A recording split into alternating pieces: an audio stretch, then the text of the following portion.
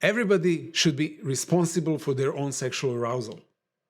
You cannot blame someone else.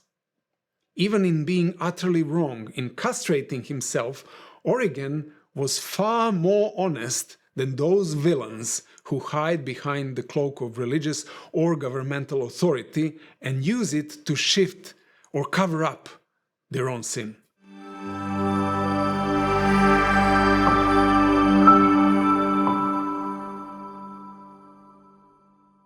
Welcome back to my channel. We're going through the Sermon on the Mount verse by verse, and the next verse says, "If your right eye causes you to sin, pluck it out and cast it from you. For it is more profitable for you that one of your members perish than for your whole body to be cast into hell. And if your right hand causes you to sin, cut it off and cast it from you. For it is more profitable for you that one of your members perish than for your whole body to be cast into hell." Here we have the statement because of which Church Father Origen castrated himself.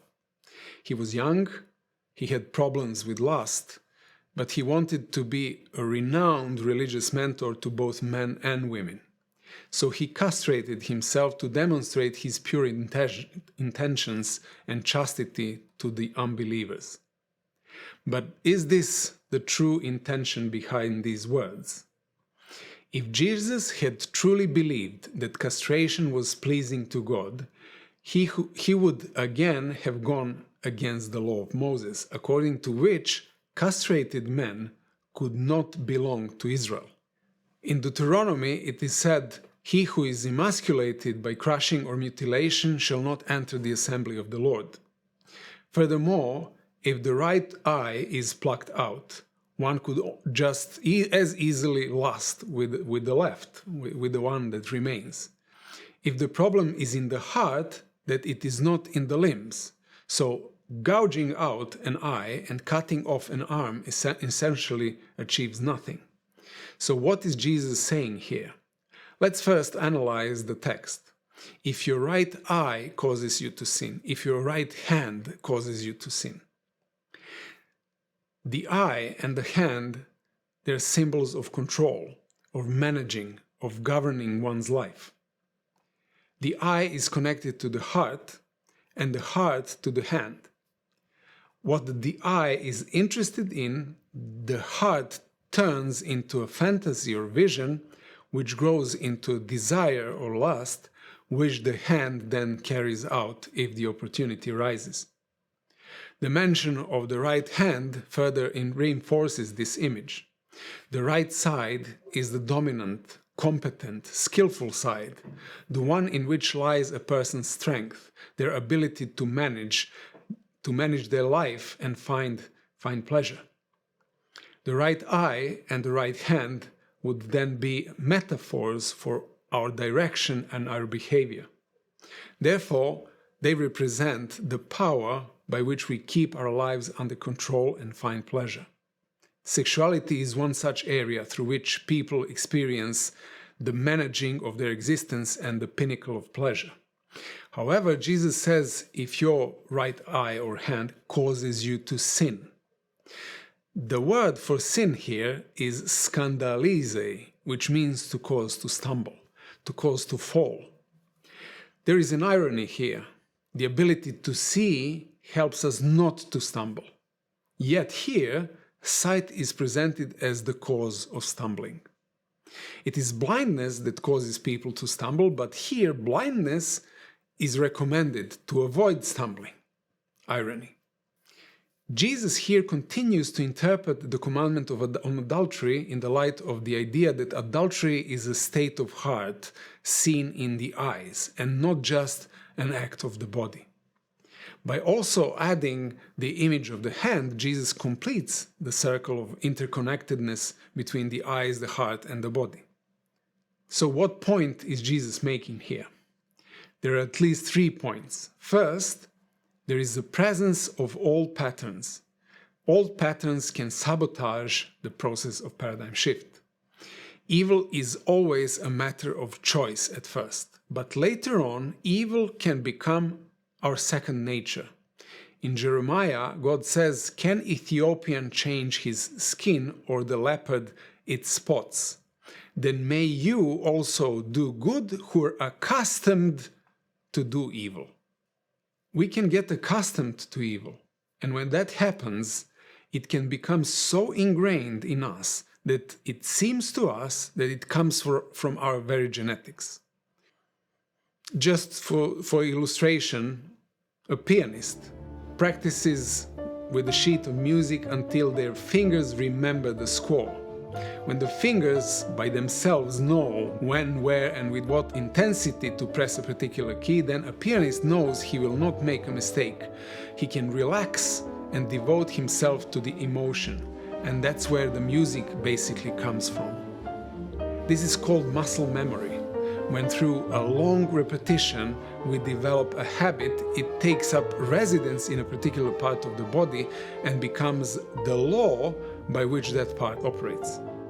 Anyone who embarks on a part of paradigm shift, paradigm change, will sooner or later face what Paul faced. In Romans he said, "For I delight in the law of God according to the inward man, but I see another law in my members, warring against the law of my mind and bringing me into captivity to the law of sin which is in my members."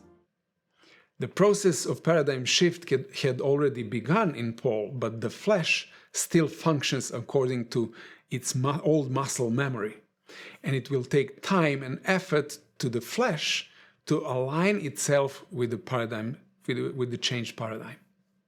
This is characteristic of the fourth stage of conversion, which is characterized by a hunger and thirst for righteousness.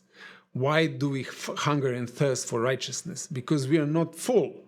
The fact that converted people hunger and thirst for righteousness speak of this discrepancy between the changed mind and the old habits of the body. And it is not just the eyes and hands that are the problem. James says that the very same temptation comes from the tongue. He said, "And the tongue is a fire, a world of iniquity. The tongue is so set among our members that it defiles the whole body and sets on fire the course of nature, and it is set on fire by hell." This is actually very, very similar to what Jesus is saying. A lack of control over the tongue and the eyes can keep a renewed, transformed mind in bondage to old muscle memory. How many times people found themselves unable to hold back from saying something they knew they would later regret? Or how many times have our eyes gone off on their own to soak up images that fed our hearts with lust? The tongue seems to blurt out by itself what it shouldn't, and the head seems to turn on its own to look where we know we shouldn't. These are old processes that sabotage the new way of thinking. The second point Jesus is making here is when he says to gouge out the right eye or cut off the right hand, he is basically saying that old patterns must be eliminated. Martin Luther said, "You cannot prevent the birds from flying in the air over your head, but you can prevent them from building a nest in your hair." Peacemakers do not live in isolation and, like everyone else, can see and think all sorts of things as they go through the world. It is dangerous if they allow old habits of the eyes to develop into evil thoughts, which in turn give rise to evil desires. Gouging out the eye and cutting off the hand are metaphors for cleansing oneself of the old patterns and habits of the flesh. Paul said, "Therefore put to death your members which are on the earth, fornication, uncleanliness, passion, evil desire, and covetousness, which is idolatry." It is as if there is something alive in our members that remain active during the process of conversion, paradigm shift, and moves contrary to our conscious choices. Paul said, "For I know that in me, that is in my flesh, nothing good dwells. For to will is present with me, but to perform what is good I do not find." When we create a habit through a prolonged indulgence in lust, the brain becomes like a junkie, like an addict, forming synapses registering in which situations it received dopamine, recalling memories, and reacting positively to similar situations or scenes. That is how we get the impression that there is something evil within us, like a force that has a life of its own and will not stop on its own. In the case of the tongue, James uses the image of taming. He said, "For we all stumble in many things. If anyone does not stumble in word, he is perfect man, able to bridle the whole body." The same is true of sexuality. Chastity leads towards mastery of one's own body. Self-willed people are not masters over their bodies. Rather, they are ruled by instincts that have become habits. Desire is one of the main driving forces of the self-willed, and this energy animates them from within. The peacemaker practices how to manage this energy through the integration of the heart, eyes, and hands, that is, through control over input, data processing, and output. And thirdly, when Jesus says that it is better for one of your limbs to perish than for your whole body to be thrown into hell, he utters the most terrifying words yet in the Sermon on the Mount, which smells of God's judgment. In essence, Jesus is warning here that a negligence over old processes can have fatal consequences. Why this sudden change of tone and mentioning God's judgment? Bear in mind that the context is the interpretation of the commandment on adultery and what is normal in human sexuality.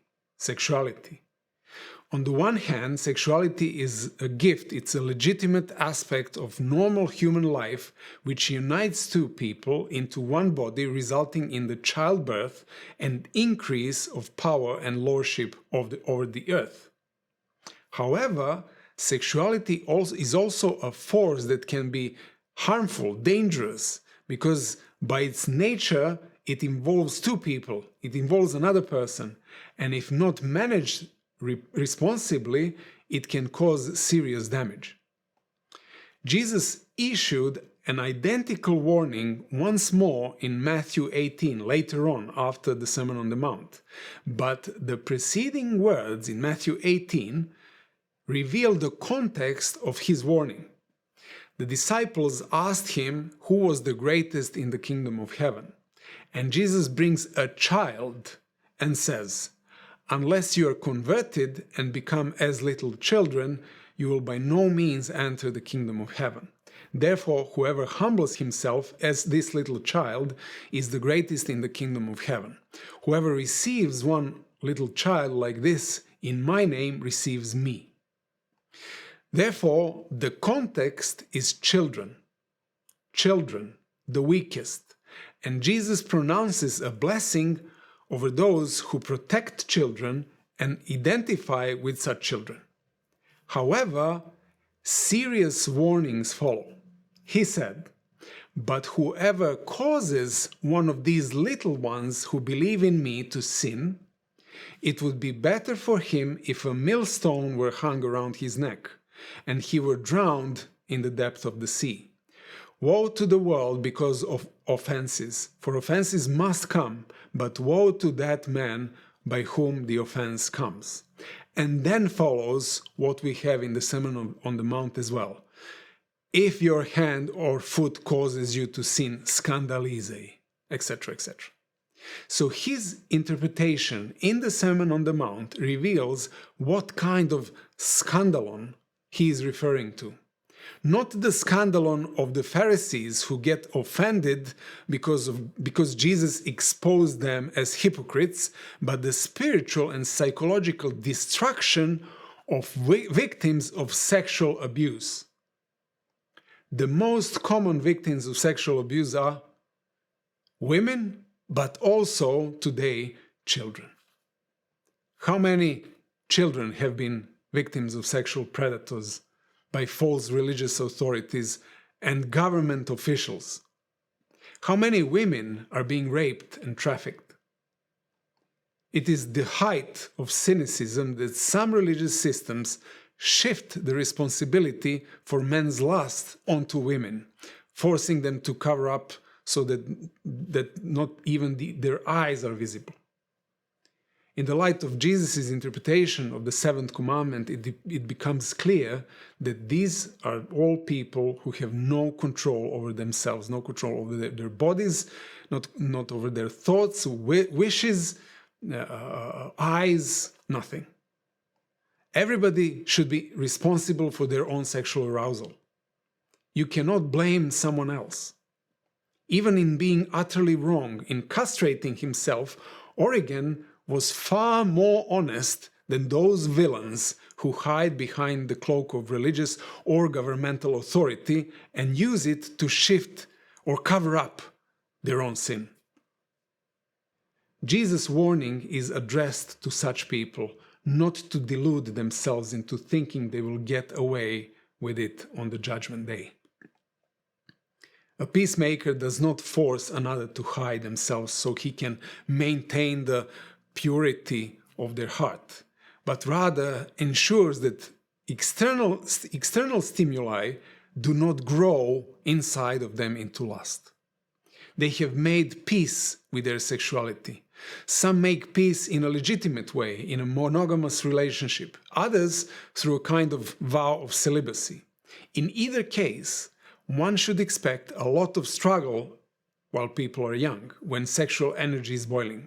That is why Jesus is being realistic when he says that everyone should guard their heart, abort every lust that cannot be legitimately satisfied, avoid intimate situations where sexual energy can get out of control, deepen their relationship with a legitimate partner, and turn to other things in life, because sexuality is not the only center of human identity.